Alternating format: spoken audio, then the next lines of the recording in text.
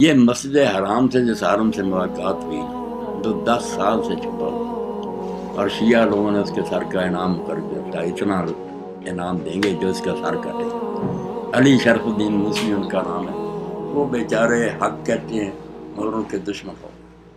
انہوں نے یہی کہا کہ صحابہ کرام کے جو ظلم تم بیان کرتے ہو، انہوں نے حضرت فاطمہ کے ساتھ یہ کیا۔ دوسرے بہت عمدہ بات علم کہ پہلے تو سند صحیح سے ثابت کرو، کوئی صحیح روایت جس کے راوی پختہ ہو اس سے ثابت کرو کہ یہ ظلم کیا۔ دوسرا، اگر بالفرض اس نے کہا ثابت بھی ہو تو اس کا حکم شرعی بیان کرو کہ وہ جرم شریعت میں کس درجے کا، کافر ہو گئے یا صرف ظالم ہی۔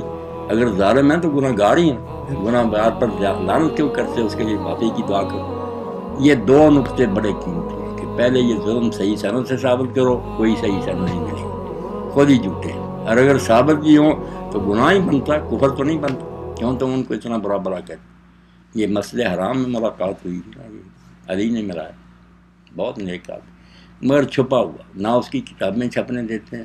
کراچی میں بیچارہ ایک مکان میں چھپا ہوا، قتل کر 3 لاکھ انعام مقرر کہ جو اس کا سر کاٹ کر لائے۔